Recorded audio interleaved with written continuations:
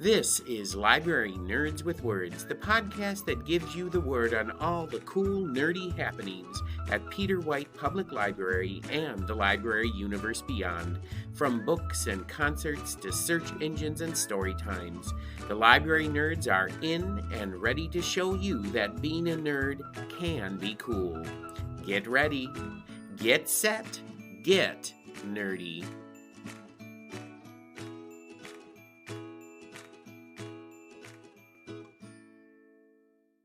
Welcome back to Library Nerds with Words, the podcast that gives you the word on all the cool things happening at Peter White Public Library and the library universe beyond, straight from the people who know it best, library nerds. My name is Marty Acketts, and I'm the adult programming coordinator for Peter White Public Library.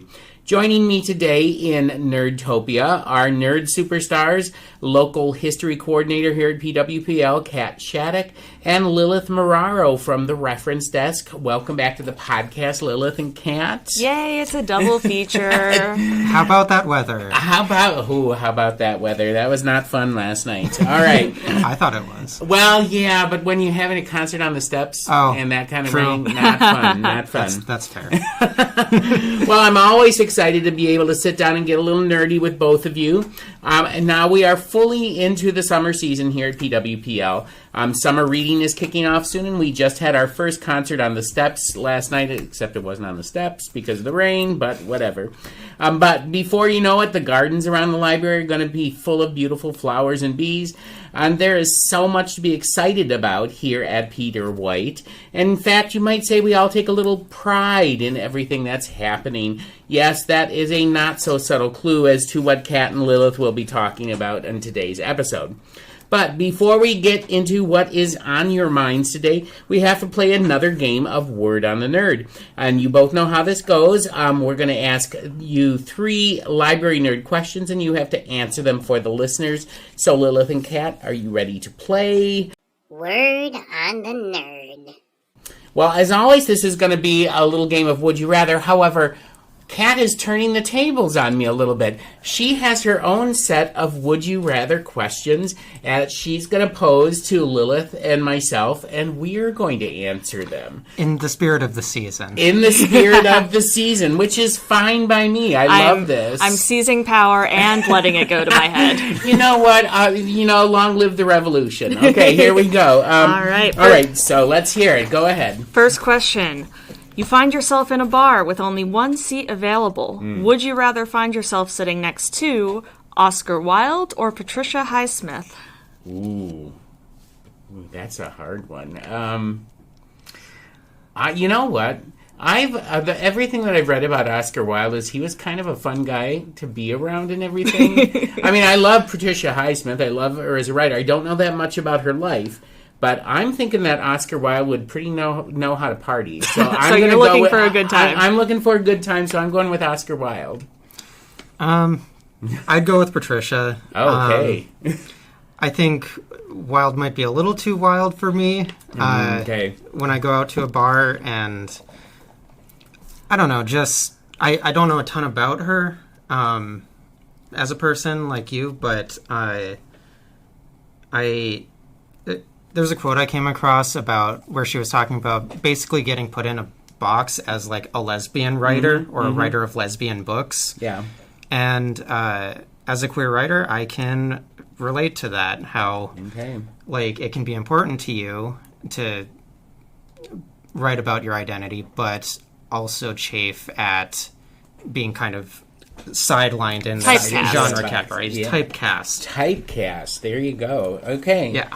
So Patricia for Lilith and Oscar for me. I'm going to ask Kat. Who are you going to choose in that one? I tried to write these questions keeping in mind that I would also have trouble answering them. Okay, good. So after much deliberation, I think I'd also have to go with Patricia Highsmith. Patricia Highsmith, yeah, wow. I just... you're right, Oscar Wilde does have a bit of a reputation as, like, a party guy, and I'm more of an introvert at heart, so I think I'd be able to have a more in-depth conversation there. And I will say that, because Oscar Wilde, I think he could probably be a mean drunk. So if I'm looking for, like, really good conversation and everything... it's going to be Patricia Highsmith. Whereas if I'm just looking for a good time where a guy's going to make some jokes and it's going to be a good time and we're going to get drunk, Oscar Wilde. So, I mean, I think it's bold to assume he was sober during all of those stories. I'm just going to go with... Ooh, boy, I didn't even think about that. All right. Well, anyway, yeah. So there you go. All right. Let's have the second question. Second question.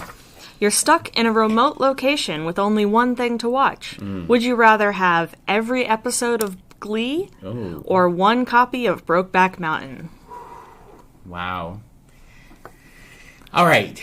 I loved like the first 4 seasons of Glee, and then it just kind of went downhill from there. When they started looking like they were 40-year-olds playing teenagers, I couldn't deal with it. I love Brokeback Mountain. I mean, I guess there's no stipulation that you have to watch all of them. Glee. Okay. Well, then, you know what? I am going to go with Glee just for Jane Lynch. I'm going to go with Glee. So, okay. Yeah. If I'm stuck somewhere, I don't want to also be hate watching something, so I'm going to go with Brokeback Mountain. You're going with Brokeback Mountain, Which, okay. by the way, the first time I saw the movie was actually in your intro to film class. In my intro to film class, way back in 2013 or whatever that was. Yeah, I love that movie so much. Yeah. It's a good one. All right, Kat. Ooh, you're struggling here. I can tell. Like I said, I had these with myself in mind, and what would I struggle with? But I think I have to pick Glee. You're going to go with Glee. I'm judging you. Wow. Listen, Lilith has a very judgy look at Kat now. Here's the thing. Anyone who knows me will know that I have a ridiculous memory for movies and television that I've seen before. Like, I could tell you shot for shot certain things about certain films.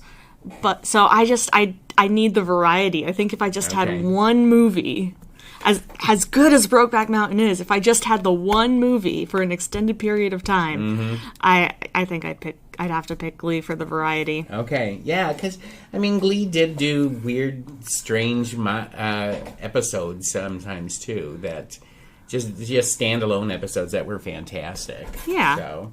And maybe I could do a combo of Castaway and MST3K, get my own little Wilson to do commentary with. Okay. Well, and I am not casting aspersions on Brokeback Mountain because I'll tell you the truth, I'll be happy with both of those. I love them both. But, all right. Wow, these are hard questions. Okay, I don't even want to know what this third one is going to do to me. All right. All right, the third one's a real thinker. Okay. A beloved cult classic is getting a remake. Oh, Lord, here we go. Would you rather buy a movie ticket for But I'm a Cheerleader as directed by J.J. Abrams or Orlando as directed by Michael Bay? Oh, okay, this is not even hard for me. I hate Michael Bay movies, so I'm going to go with I'm a Cheerleader by J.J. Abrams. Yeah, Michael Bay can ruin just about anything for me, so... Look, I'm not by any means a fan of J.J. Abrams, especially with what he's done. His takes on a couple popular sci-fi franchises. However, Michael Bay movies are the most overstimulating things I've ever seen on screen. I have to look away frequently because the camera will not stop moving, and there is too much going on in frame. So, yeah, I'll watch But I'm a Cheerleader for the first time, directed by J.J. Yeah. It'd be a good story. Yeah, the benefit of that is that then you would have the original to fall back on, right? Yeah, I'd be like, well, let's watch the good one. Yeah. For me, I'm also going to say But I'm a Cheerleader as directed by J.J. Abrams. Wow. Because I don't think Michael Bay could handle Orlando. Michael Bay can't handle a lot of things when it comes to movies. I'm just... Sometimes the action sequences like that style works with. It's not going to work with something like Orlando. No. Whenever he has to do, character shots and dialogue, it's just... We're spinning around the actors, and we're zooming in and zooming out. And my thought process here was... J.J. Abrams doing But I'm a Cheerleader, he might hit on the occasional good decision, the occasional good portrayal, whereas Orlando by Michael Bay might just be a total laugh fest. And there's something to be said for that, because it could turn out so bad that it's entertaining. But we don't know. This is all hypothetical. But I'm still going with J.J. Abrams, and I'm a cheerleader, because there's just All right, Marty, wow. I've had my taste of power. Wow, I'm going to wrestle it back from you now. All right, well, there you have it. We have come to the end of this little cat takeover of Word on the Nerd. And, of course, we're talking with Kat Shattuck, our local history coordinator, and Lilith Muraro from the reference desk here at PWPL. And now the time has come, if you have not figured it out yet, to find out what is on their minds today. It's a little segment we like to call The Word. All right, Lilith and Kat, what would you like to talk about today? I'd like to talk about Pride Month. Pride Month, yes. Queer books.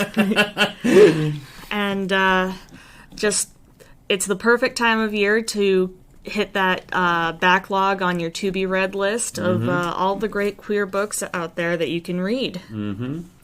And I'll say, so who's going to go first? Do you have like a list, or what? Do you both have lists? We did not plan this fine. Part. I love this, because I think if you overplan something, it's just too much. So let's hear it. What are your thoughts here of who you think should be read or is not read enough or whatever? I've been looking back at my list of books I've read in the past couple of years, and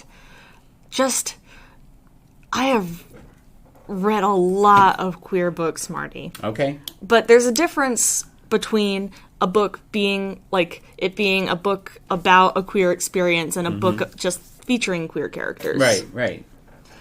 So, for example, I read recently Ink Blood Sister Scribe, which hit the New York Times bestseller list, and one of the main perspective characters in that is a woman who's attracted to women. Okay. And it's not a plot point insofar as she has to leave her girlfriend to go on this dangerous adventure, but it is nice to see queer characters in more mainstream literature, where before we were talking about this the other day, a lot of providers of media, whether that be Netflix or, Barnes & Noble, will basically have LGBT as the genre. When really it contains works that are very different from each other and in different genres, it might put a tragedy next to a comedy, and but there's gay people in it, so it's all the same. Right. Well, that's the question. That's sort of interesting, because, what is the distinction between, queer literature or queer films or something like that, and films that have queer characters in them? I think it comes down to, sometimes it is easy to say, this is a book about queer experiences because that's what the plot is about. There's, coming out, or there's conflict with family or whatever. But a queer experience can mean a lot of... You can come at it from a lot of different angles, including metaphor, including, just a feeling of alienation or finding community, whereas before you felt alienated. And those can be very queer to me as well. Not saying any book that features those themes is about queer experiences, but I think especially if you have a queer character experiencing those themes, even if the plot isn't about their queerness, that fully falls into that camp. Okay. All right. Yeah, and I took a class in queer theory when I was in graduate school. And I remember that class looking at works of literature that nobody had looked at before from a queer perspective. And it was a really fascinating take that people just, overlook those kinds of elements in literature that are clearly dealing with those elements. And they just, because of society and the way it is, and it has been for centuries, it just, everybody doesn't pay attention to those things. Yeah, and I think that's one reason I've noticed an uptick in retellings the past few years. I was going to bring up the classic remix series. It's a series of teen novels. Okay. YA novels that are taking classics like Treasure Island and Robin Hood and Jekyll and Hyde and making them more diverse, making them queerer. Two I recommend is A Clash of Steel by C.B. Lee, which is a East Asian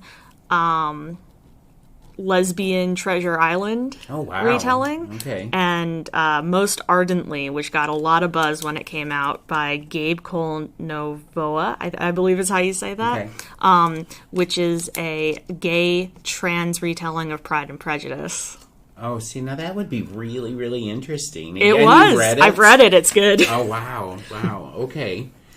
Yeah, it's just, I mean, having teaching at Northern and everything like that, and teaching literature and film all the time, I've always, Lilith can attest to this, I always try to, include elements, queer movies, queer books, things like that in what I teach, just because I want that. I don't want it to be not part of the mainstream. I want it to be in there where people are reading it and not making a huge deal about it. That's my take on it. Yeah. So. And that's fair, and I enjoy that too. But I also like when I can find books that are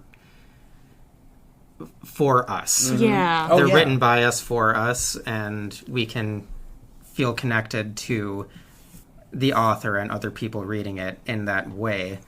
Because another thing I think about when it comes to, I don't want to call it a genre because we went over that, but this category is, there is a difference between a queer book that's written for a non-queer audience and one that's written with a queer audience in mind. And the former, I think, used to be a lot more common than the latter. If you think back to the days when every story about gay people ended in tragedy. Let's go back to Brokeback Mountain. And I notice it a lot when non-trans writers are writing transgender characters too, is there's a tendency to indulge in, I don't know if I can say that word on the podcast. Starts with a P, but trauma. Okay, yeah. You can fill in the rest. Yeah. It describes hate and transphobia and violence towards these characters as, like, the main way to garner sympathy for them. Specifically, like, transphobic hate and violence. Right. To kind of get that sympathy for the character that every story needs. When really they're just people, and you can do that the same way you could with any other character. So there's a difference between that and writing a character who is a whole person who's not solely defined by their gender or their sexuality. Yeah. Well, now I have and this is an interesting question that I've thought about. Now, does queer literature, queer books, does it have to be written by queer writers, or No. Can you name like some books that fall into queer literature or queer film or something like that were made by heterosexual writers? The thing about this topic is that you never know, and it's not any of our business, right? Honestly, Yeah. So. And, an author that writes a queer story who maybe thinks they're straight, maybe thinks they're cis, 5 years after writing that might discover, that's not who I am. Right. And it's not for us to interrogate every creator about, what about who they are so that they can have a green card to write about things. Or they could know already, and for whatever reason, feel it's a better idea for them to stay in the closet, at least publicly. Yeah. Yeah.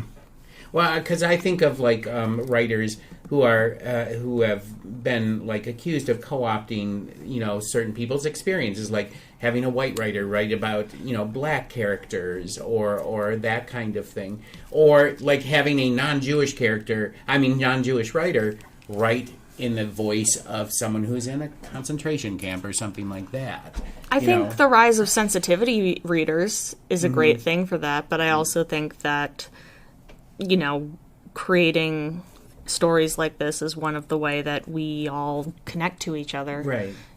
So... And I think it does vary case by case, too. Like,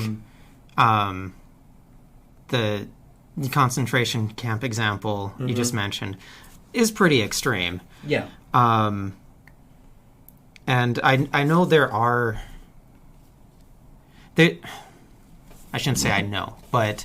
The sense I get is that there's a general consensus that you can write these characters and you can even make them your main character, just don't speak as an authority on that identity. Like, if you're a white person and your main character is not white, don't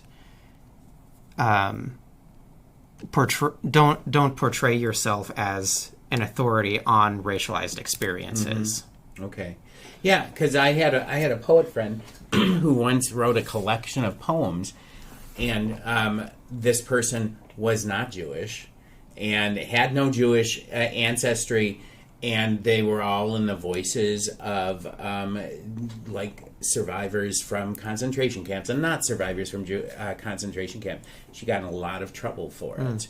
And I'm not defending that or saying that was a good thing or a bad thing, but I always find that really interesting because we're all writers, right? And the most important thing when you're sitting down to write anything, whether it's a short story or a poem, is the voice, and what you're looking for is an authentic voice. Yes. And if you're dealing with a subject that is maybe out of your realm of experience, then going and doing research and finding out about that experience is the really important thing about it. I should have mentioned that too, is do your research if you're going to do that. And like I said before, I'm really happy that there's been a rise in the trend of having a sensitivity reader. Yeah. I'll see that in a lot of acknowledgments in the back of books. That's just like, thank you to this person and this person who help me rework some things that needed to be reworked. And I think that's, I think every writer needs a group of people like that where you can say, hey, can you read this and tell me what you think? Am I going too far? Or am I out of am I totally off base with this? Because it really is the most important thing when you're a writer is voice and character more than anything else. You start with that. Whether that character is queer or black or Jewish or white, whatever it is, that's the most important thing. Because if you don't hit the character right, whatever you're writing about, it's just not going to work. So, so fascinating. So do you have any other thing, the other writers you want to talk about or books or? I'd like to bring up Becky Chambers. Okay, let's hear it. I can talk about Becky Chambers, but I don't think we've read the same books. We've read different books by the same author. That's all right. So we'll get the full spectrum of Becky Chambers from Kat and Lilith. I really like The Monk and Robot. Right now it's only 2 series of novellas about a non-binary tea monk who goes out into the wilderness and finds a robot. And them sort of experiencing the world together. And just this sort of... The robot asks the monk, what do people need? And the monk doesn't know how to answer. And so it's about the both of them kind of traveling together and figuring out how to answer this question. Oh, wow. It's very good. And there's two There's 2 in right that now, series? So that's what you've read of Becky Chambers? The first one is a Psalm for the Wild Built, and Okay. was it the big read last year, or It might have been 2 books, 2 communities. that's what it was? Oh, it was 2 books, 2 communities. Yeah. Okay. All right. Yeah. All right. Yeah, because I couldn't remember what 2 books, 2 communities was last year. So It was one of them was a Psalm for the Wild Built. okay. All right. So that's Becky Chambers from Kat. Now let's hear Becky Chambers from Lilith.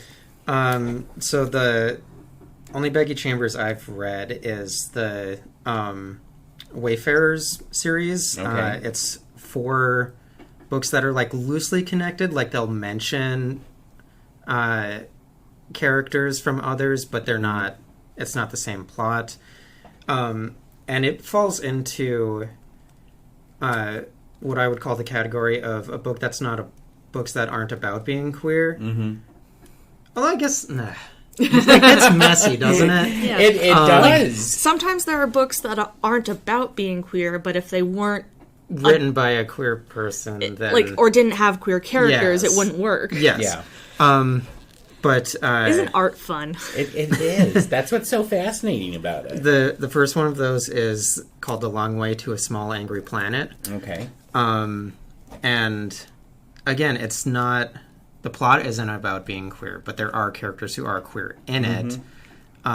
There's a human woman who's attracted to women, and there's sort of it's an ensemble cast, but there's a budding romance between her and this alien lizard person who comes from, like, her species doesn't really have, like, monogamy. They're just kind of like their experience of intimacy is much more relaxed and much more broad Okay. than humans. And that's another thing we could touch on too, is using non-humans like aliens or robots or fairies or whatever else as metaphors or to talk about queerness. Now, do you like that when authors do that, or is it problematic? That's a big asterisk. Yes and no.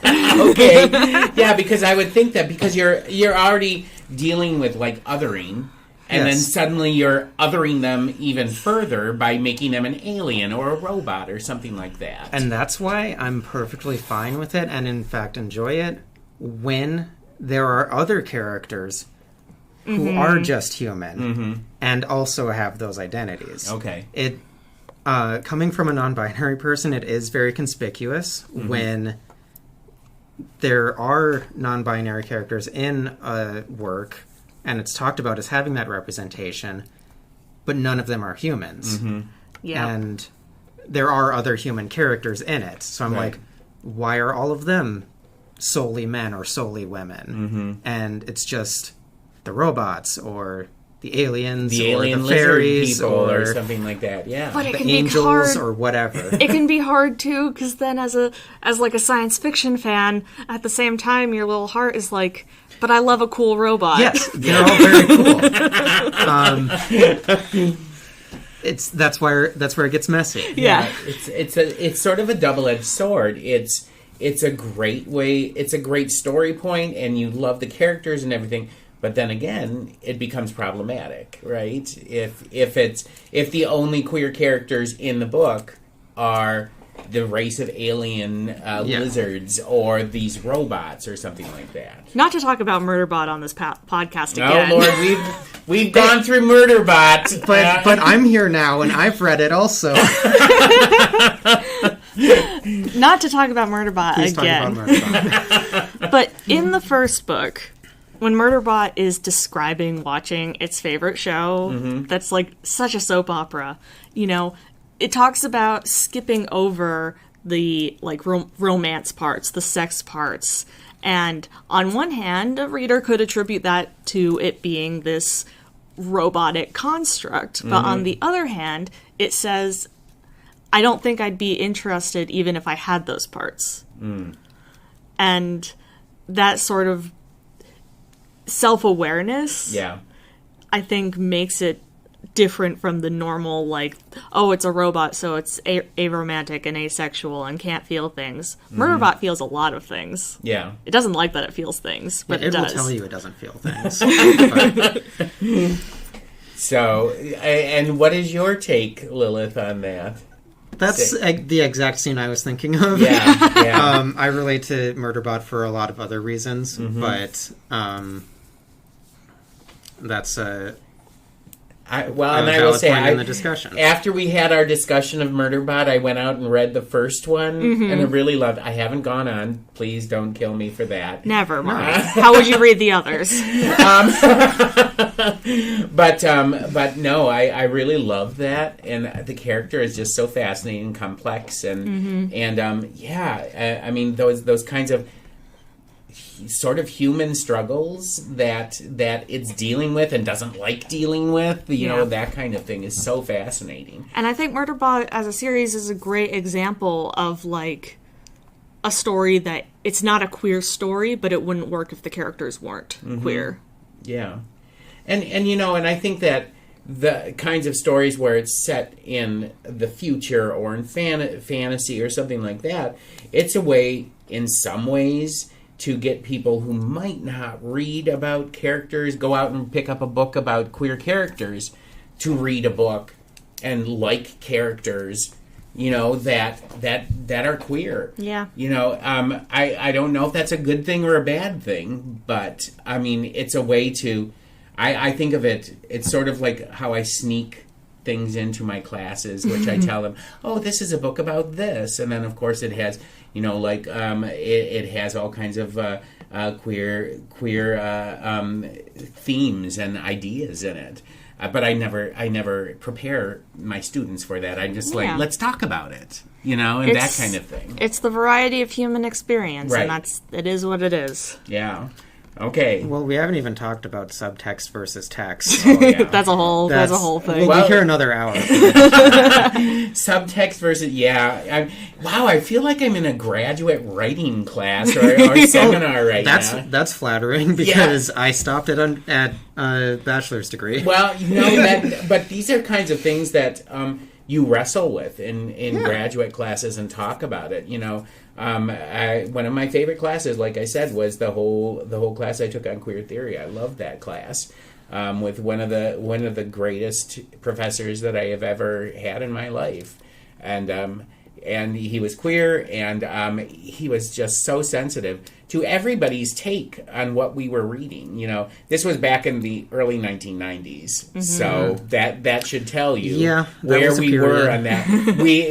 There were most of the people in the class were either queer or allies, but there were a few people that were in there that I think were taking that class just because they needed to get the credit for it. And there was certainly a lot of you could just tell when we started talking about certain subjects that they felt very uncomfortable. So, and I'm like, well, good. I'm glad you're feeling uncomfortable, because think of all the queer people out there who've been forced to watch movies and read books that's all about heterosexual big kinds of things. So, when I was an undergrad, I did a final essay project on asexuality in media for my. It wasn't queer studies; it was specifically like queer media studies. So I get it, because, you know, even that, when I had a professor who was queer herself, she didn't really know what to make of it when I said I'd like to do my final on asexuality. It was like not a thing that had even occurred to her. So, and you know, that's something that sort of fascinates me. So, just like in like the African American community, there are certain like prejudices against like lighter skinned African Americans, you know, versus darker skinned African Americans and things like that. Now, you might just laugh me out of this, but are there those same kinds of prejudices in the LGBTQIA plus community? If we get into that, we'll be here another 2 hours. 8 hours. 8 hours Minimum. Okay, it's a complicated history. Yeah. And a lot of it. I'll very briefly. Okay, let's hear it just a little bit. Soapbox just for a second here. Okay. a lot of it is wedges that are being driven in from outside. Yep. Okay. And definitely there are people in the community who need to get better at recognizing when these heteronormative, cis-normative, patriarchal, misogynist ideas kind of bleed in to their own worldview and give them biases. Yeah. Because then they fall for some of these rhetorical means of dividing the community. Yeah. But for the most part, there's more solidarity than there is division. Okay. Yeah. Yeah, and that's what I've always thought is that basically, if you again taking the analogy of the African American community, where darker African Americans have something against lighter African Americans, that has to be coming from outside the community, and an idea that if you're white, if you look closer to Caucasian, then you're less African American, that kind of thing. Well, that also gets into the levels of overt oppression that each person faces, is my understanding of that subject. I'm not going to comment on it a lot because we don't have the authority. We don't have have the the authority, exactly. But just to avoid attributing it to like those darker skinned folks being bad actors in some way, there is, like with the queer community, there is different levels of overt hatred that different members experience, and that can lead to frustrations and, like I said, falling into those narratives I mentioned. Yeah, I mean, obviously, we're not going to solve any of these issues during our time together here. No, we're here to talk about books. We're here to talk about books, but I mean, it's such a fascinating topic to talk about, and I think that these kinds of conversations are necessary and important, and hopefully anybody listening to this, will leave them with some things to ponder, after we're done talking. But, I mean, I think that the most important thing is to be open and talk about it openly, as opposed to, just harboring your little misunderstandings or hatreds or whatever it is, And don't censor what other people are reading. Well, yeah. As I sit here reading, I wear a shirt right now that says I read banned books. So, that's another thing that you can't do. I mean, it's just... everybody's human experience is very different, and I don't claim to be an authority. I don't claim to be an authority on anything. I have children, so I'm not an authority on anything. But it's just like you don't. But you accept people for who they are, and that's what I think books. These kinds of books that we've been talking about, that that have those kinds of characters and themes and ideas, it's all about opening up the human experience to people who don't have those experiences in some way. Yeah, we connect to each other through art, and that's sort of that's where I stand on things anyway. Okay.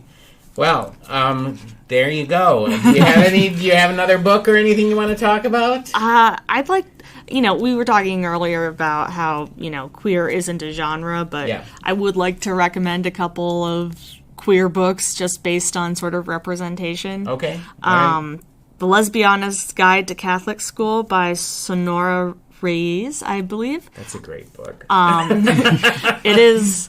It's a young adult novel, and when I read it, I cried because I felt like this was the book that I wanted to have as a high schooler. Yeah. And so to anyone who might be listening, whether you are of that age or have a kid of that age, very recommended. Because it really felt like the book that I needed when I was that age. I'd also like to recommend The Mermaid, the Witch in the Sea by Maggie Tokuda-Hall. Okay. Which is a fantasy novel featuring a gender fluid protagonist. So sometimes this character goes by he, sometimes this character goes by she, and it changes from moment to moment. And I think that is one of the less common representations that we see in media still, and just that's a really good book. Yeah. I really like that. And also Sleeper Hit, the Diviners series by Libba Bray, which is, it's 4 series. It's not a book about queer experiences, but it has this ensemble cast featuring queer characters that I think is really important, and it's a fun little supernatural romp solving ghost problems in New York City and the 1920s, I think, and it's a fun time with some really good characters. All right. Do you want to add any other books to that list? Sure. I don't remember everything that I've recommended in the past, so I hope there are no repeats. That's all right. But the first one I wanted to bring up was Light from Uncommon Stars by Ryka Aoki. I need to read that so bad. Yes. It's...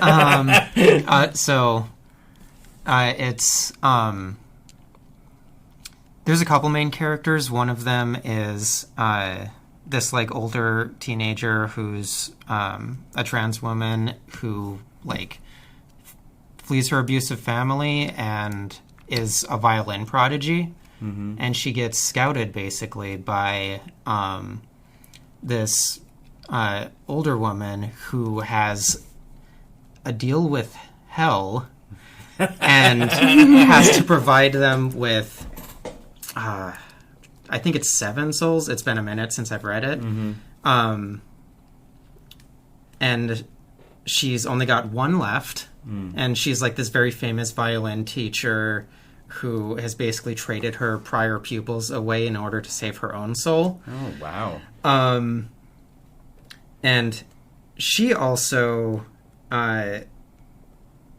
gets involved with this other older woman who's a refugee who's brought her family to Earth from another galactic civilization. This book does a lot, but it does it all very neatly, and it seems really conflicted. It seems like it could be very confusing. Yeah. I promise it's not. Okay. The way it all gets laid out. But yeah, and it's really very much a book about healing and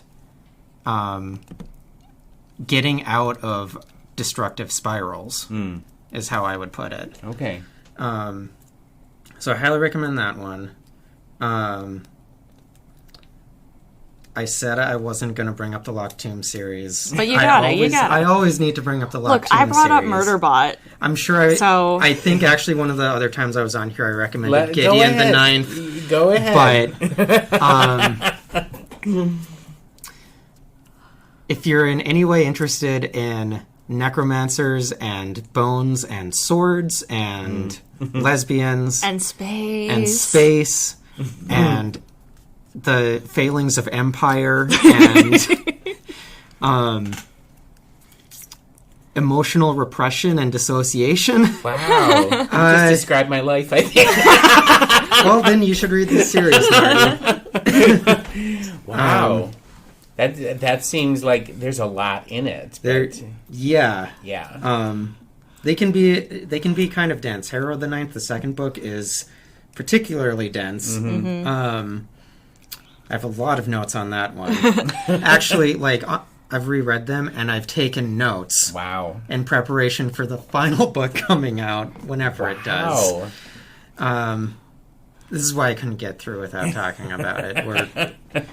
It's an ongoing hyperfixation. Is this like one of those series where you've been waiting for the last book and No. last book? We thought it was going to come out last year. Okay. That's where we're at. Yep. Okay, because I'm just thinking of George R.R. Martin, who is never going to finish. Hasn't been that long, but don't curse us. I'm telling you, it's never going to happen. He's going to die before that book comes out. Well, I don't know if that's going to be a concern here. I think Tamsyn Muir is a little younger than him. Okay, but yeah, it's just and if those books are, have they gotten like progressively more complex? Like the first one was simpler, and then they just get more complex as you go along. I mean, it's all very tightly wound. Like, honestly, the most I've been with a writer keeping everything together that I've been in a long time. Because I don't know how I would do this and keep everything straight. I'm just imagining, like, the Charlie Day... it's like that with the corkboard. The conspiracy theory board with yeah. all the red yarn going from here to there, and it's just like, but this is connected to this thing. That's what my notes feel like. That's okay. Yeah, because I don't know. I mean, I've done notes. I've done books where I've read them, and I've literally had to take notes to make sure that I didn't miss anything. Let me be clear. You don't need to take notes on this series. Okay. To enjoy it. But if you want to, you'll find... a lot. There's going a lot on. to go on. Yeah. All right. Well, I don't know. Do we need to do a off the shelf segment? We've been talking I thought that's about... what we were doing. Oh, well, that's fine. That's what I think this was an off the shelf sort of segment. Marty, too. if you don't kick us out, we're going to keep talking for hours and hours. I could do that, but we could too. Like, we're both off the desk today. Yeah. So yeah. But one more thing. But one more. One more. Yeah. I mean, the list goes on. The list goes on, and Kat and Lilith are at the reference desk. So if you listen to this and you want more recommendations because of what you've heard here, you can always talk to them at the reference desk, and they'd be happy to. Please come talk to us. We've got so many recommendations. We're not hard to spot. There you go. Look for, what color is the hair right now? Teal. Okay, we got teal, and then it's purple. Teal and purple, you got them. They will give you those recommendations. So this was sort of the word and off-the-shelf segment. Yeah. Okay. So there you go. That's the word and recommendations from Kat and Lilith about books and some TV series and movies that you should check out. Off the shelf. And we have come to the end of this Pride episode of Library Nerds with Words. I want to thank Kat Shattuck, Peter White Public Library's local history coordinator, and Lilith Muraro from the reference desk for stopping by Nerd Central Park today. And of course, Kat, we have just learned, is going to be leaving us, going on for library school. We're going to miss her incredibly. Don't make me cry on air. We're not going there. But we will have Kat back one more time at least before she takes off into library world and the library universe.